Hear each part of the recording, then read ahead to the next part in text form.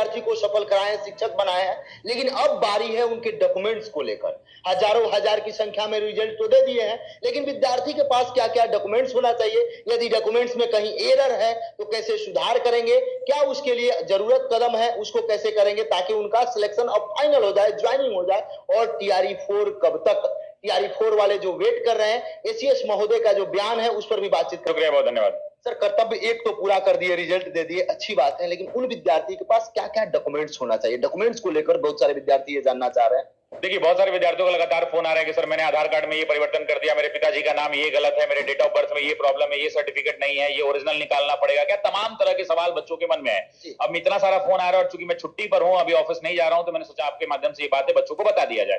देखिए, दो तीन चीज समझना पड़ेगा कि डॉक्यूमेंट वेरिफिकेशन क्या है ना, एक पैनिक सिचुएशन हो जाता है छात्रों के लिए। कुछ लोग उनको बोल देते हैं कि नहीं तुम्हारी नौकरी ही नहीं होगी, तुम्हारा आधार कार्ड में नाम गलत है, तुम्हारी नौकरी नहीं होगी, सर्टिफिकेट में ये इशू है, तुमको डॉक्यूमेंट वेरिफिकेशन में रिजेक्ट कर दिया जाएगा। तो ऐसी कोई बात नहीं है। आप एक व्यक्ति है, आपके पास ओरिजिनल डॉक्यूमेंट है, एरर हर कहीं हो सकता है और एरर का हर जगह का उपाय भी है। तो सबसे पहले ये समझिए कि जिनका सिलेक्शन हो गया है उनके लिए क्या महत्वपूर्ण है। तो एक बेसिक स्ट्रक्चर से शुरू करते हैं। सबसे पहले आपकी शैक्षणिक प्रमाण पत्रों की आवश्यकता पड़ती है। उसमें सबसे पहले आपके मैट्रिक की परीक्षा की जरूरत पड़ेगी, इंटर की।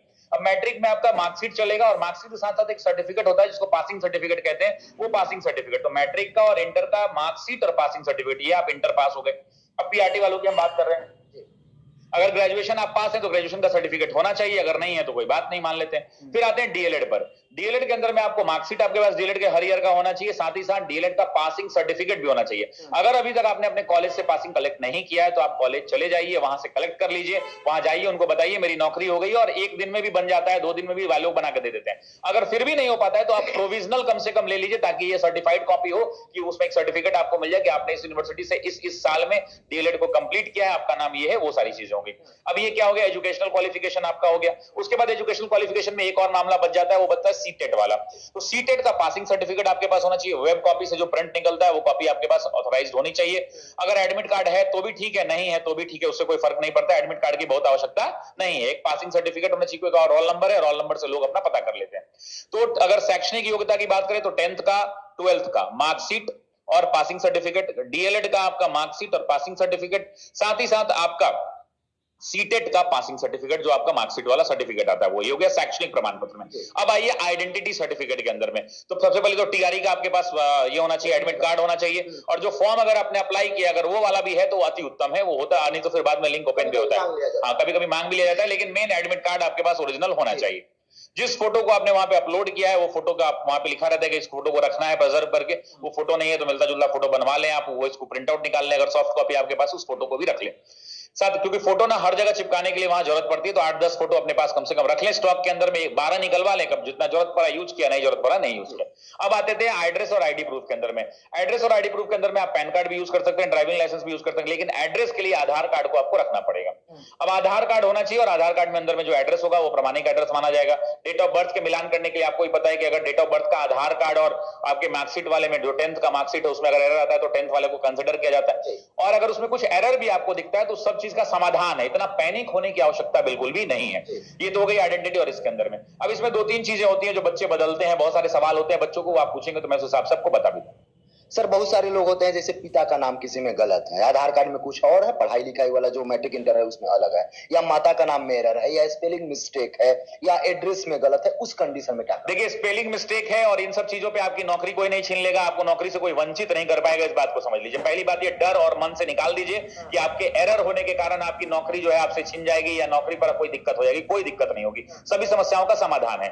जैसे मान लीजिए कि जैसे एक बच्चा ने आज मुझे फोन किया, एक लड़की ने फोन किया, बहुत दबी हुई आवाज में कह रही थी कि सर मेरे पिताजी का नाम फलना कुमार है, जो फलना महतो है, जो 10th और 12th के मार्कशीट में, लेकिन जब मेरा आधार कार्ड बना था तो उसमें कुमार लिखा गया पिताजी में। तो मैंने अभी 6 महीना 7 महीना या 5 महीना पहले उसको चेंज करा लिया, सर कोई दिक्कत तो नहीं होगी? कोई दिक्कत नहीं होगी। और अगर अभी भी चेंज नहीं कराएं तो आप एफिडेविट के माध्यम से उसको आप जमा कर सकते हैं और वो मान्य होता है, उसमें कोई बहुत बड़ी बात नहीं है। आधार कार्ड के अंदर में अगर आपने एड्रेस बदला है तब वो डाउट में आ जाता है। वो आप समझ रहे हैं क्यों मैं कह रहा हूं? क्योंकि आवासीय प्रमाण पत्र को लेकर के मान लीजिए किसी अन्य राज्य का था और बहुत लोग मान लीजिए गलती से बदल दिया या कुछ भी करके बदल दिया, तो वो डाउट के अंदर में आ जाता है। और उसमें शायद गाइडलाइंस भी आती है हर बार की 6 महीने के अंदर में अगर परिवर्तन हुआ है तो उस पर सघनता से जांच की जाती है। अगर आप जेन्युइन है, आपको कोई रीजनेबल कारण से आपका परिवर्तन किया आपने, तो उसमें कोई दिक्कत नहीं है। अगर अनजेन्युइनिटी है तो उनके लिए वो समस्या खड़ा करता है। बाकी डॉक्यूमेंट के आधार पे अगर आपके सारे डॉक्यूमेंट ओरिजिनल है, थोड़ा बहुत एरर भी है, तो एफिडेविट के माध्यम से काम चल जाता है। आप नौकरी से वंचित नहीं होंगे। नौकरी आपने मेहनत से ली है, आपने कलम घिस के नौकरी लिया है मेरे भाई, आपको नौकरी मिलेगी। सर 9th-10th का रिजल्ट कब तक? देखिए 9-10 का रिजल्ट लोग कह रहे हैं 10 दिन 12 दिन, लेकिन आज है लगभग 20 तारीख के आसपास है। मेरा जो अपना एक्सपेक्टेशन है कि 26 से 28 तारीख तक, 29 तारीख तक, 28 तारीख तक मेरा अपना डेडलाइन है कि अगले 8 से 10 दिनों के अंदर में रिजल्ट आराम से आ जाना चाहिए। क्योंकि आपने देखा होगा हमारे जो सिद्धार्थ सर हैं इसके से जो शिक्षा विभाग के, उन्होंने बड़ी क्लैरिटी के साथ कहा कि 8-10 दिन में हम लोग रिजल्ट पब्लिश कर देंगे। और बीपीएससी आयोग भी कहते हैं कि जब हमारे पास रोस्टर क्लियर होकर आ जाएगा, रोस्टर चूंकि अभी आया नहीं होगा, रोस्टर क्लियर होकर आ जाएगा, उसके हम लोग 5-7 दिन के अंदर में रिजल्ट जारी कर देंगे। रिजल्ट हमारा बना हुआ है। तो ऐसी परिस्थिति के अंदर में अगर पूरी बातों को देखें तो डेफिनेटली मैं इस बात को समझ सकता हूं कि 9-10 वाले बच्चे बेहद परेशान होंगे, उनका सांस टंगा हुआ होगा और रात को अच्छी नींद नहीं आ रही होगी। लेकिन अपने आप पर भरोसा रखिए मेरे दोस्त, आपने मेहनत किया है, मेहनत का इनाम आपको मिलेगा और मिठाई आप बांटेंगे, इस बात को निश्चिंत रहिए, डरने की जरूरत नहीं है। अगले 5, 7, 8, 10 दिन का इंतजार कर लीजिए। 7-8 दिन के अंदर मुझे लगता है कि 9, 10th और 11, 12 दोनों एक साथ ही रिजल्ट आ जाएगा, मुझे ऐसा भरोसा है। सर कट ऑफ जारी नहीं करना है, लेकिन जिस तरीका से 1 to 5, 6 to 8 में रहा, बहुत सारे कैटेगरी में वेरिएशन देखने को मिला। क्या 9, 10th, 11, 12 में इस तरीका से वेरिएशन देखने को मिलेगा या वहां भी कुछ सीटें खाली रह सकती? देखिए कट ऑफ का वेरिएशन बहुत सारी चीजों पे डिपेंड करता है। मान लीजिए कि परीक्षार्थियों की संख्या कितनी है। इस बार एक आयोग ने बड़ा अच्छा काम किया, उन्होंने परीक्षार्थियों की संख्या बता दी, कितने लोग उपस्थित हुए, इतनी सीटें थी और इतने लोगों को हमने 5 डिक्लेयर किया। मान लीजिए कि आंकड़ा अगर आयोग नहीं जारी करता तो हम और आप बता पाते क्या? नहीं बता पाते। कोई आरटीआई डालता, फिर वो आंकड़ा आता और वो महीनों का खेल हो जाता। तो इसके लिए आयोग को धन्यवाद देना चाहते हैं। 9, 10, 11, 12 की जहां तक बात है तो कट ऑफ का वेरिएशन बहुत सारे फैक्टर पे डिपेंड कर सकता है। डेफिनेटली कुछ ऐसे विषय होते हैं खासकर लैंग्वेज वाले, जैसे बंगाली हो गया, पर्शियन हो गया, उर्दू हो गया, इनमें जो है ना सीटों की संख्या कभी कभी खाली रह जाती है। उसके अलावा जो विषय की सीटें होती हैं, अब देखिए एक न्यूनतम अर्हता वाला भी कंडीशन है कि अगर मान लीजिए कि 100 नंबर में 40% जनरल कैटेगरी है तो मिनिमम लाना है, उससे नीचे वालों को नौकरी नहीं मिलेगी। तो वैसी परिस्थिति के अंदर में सीटें कुछ बच सकती है। अदरवाइज मुझे ऐसा लगता है कि 90-95% सीटों पर कम से कम या 100% सीटों पर रिजल्ट में, और मेरे से अगर आप पूछिएगा तो मैं तो चाहूंगा कि 100% सीटों पर रिजल्ट हो। और हम तो ये भी चाहेंगे कि 15% लोग वेटिंग में लोग रहें, 10% कम से कम लोग वेटिंग में रहें, ताकि भाई जो खाली हो भर दिया जाए। मतलब उद्देश्य मेरा बड़ा सिंपल है और बच्चों का भी यही मानना है कि जितनी सीटें वैकेंसी निकाली गई वो सारी की सारी भर दी जाए। लेकिन फिर भी थोड़ा वेरिएशन देखने को मिल सकता है लैंग्वेज पेपर के अंदर। और बाकी तो कट ऑफ तो ना आप जानते हैं ना हम जानते हैं। कट ऑफ जब आएगा तब पता चलेगा और ना हम प्रेडिक्ट करते हैं। टीआरई 4 कब तक? देखिए टीआरई 4 के ऊपर आपने एसीएस सिद्धार्थ सर का बयान सुना। उन्होंने कहा कि इस प्रक्रिया को हम लोग कंप्लीट कर लेते हैं, उसके बाद टीआरई 4 को निकालेंगे हम। आपको एक और बात याद दिलाता हूं, बीपीएससी के चेयरमैन सर जब अपना वो कर रहे थे, प्रेस कॉन्फ्रेंस पीसी कर रहे थे, तो उनसे भी सवाल पूछा गया था। तो उन्होंने कहा था कि वैकेंसी जो है जब तक टीआरई 3 को हम लोग कंप्लीट नहीं कर लेते, इनको पोस्टिंग नहीं दे देते हैं, उसके बाद जो सीटें बच जाती है उनका अनुमानित आकलन नहीं कर लेते हैं, तब तक हम सीटें वैकेंसी नहीं निकालेंगे। अब एक और मन में सवाल आ जाता है कि आएगा कि नहीं आएगा। आपके मन में भी आ रहा होगा, तो डेफिनेटली आएगा। अगर किसी राज्य का शिक्षा मंत्री सदन में खड़ा होकर कह रहा है कि इतनी वैकेंसी है तो उतनी वैकेंसी दी जाएगी। हम मान लेते हैं कि 1.5 लाख नहीं आएगा, 1,60,000 नहीं, लेकिन इतना तो है कि 1 लाख तो आराम से आएगा।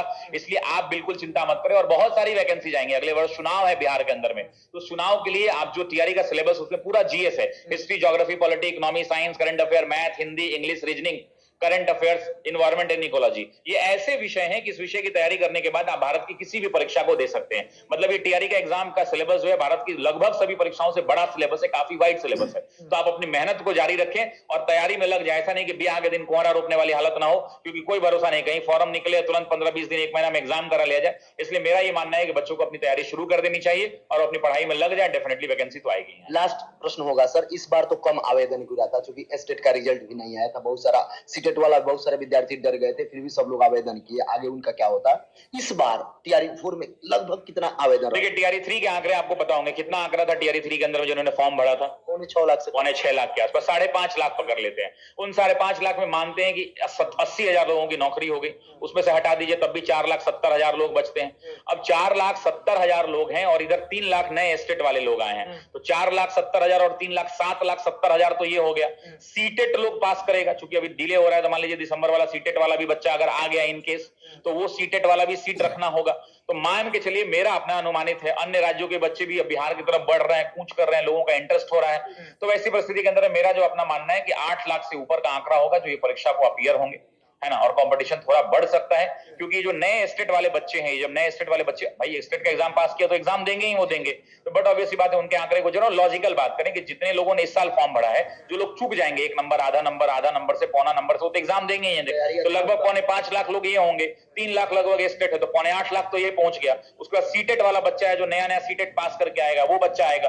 तो ऐसी परिस्थिति के अंदर में 8 लाख से ऊपर का आंकड़ा होगा, जो एक अनुमानित आंकड़ा, एक लॉजिकल बात है। बाकी ना आप जानते हैं ना हम जानते हैं कि क्या होगा, लेकिन एक बातचीत के आधार पर यह कहा जा सकता है। जो भी चैनल को सब्सक्राइब कर लिया और डॉक्यूमेंट्स को लेकर इसके बावजूद भी कोई आपके मन में प्रश्न हो तो कमेंट सेक्शन में जरूर कमेंट कीजिए। सर समय देने के लिए बहुत बहुत शुक्रिया, बहुत धन्यवाद।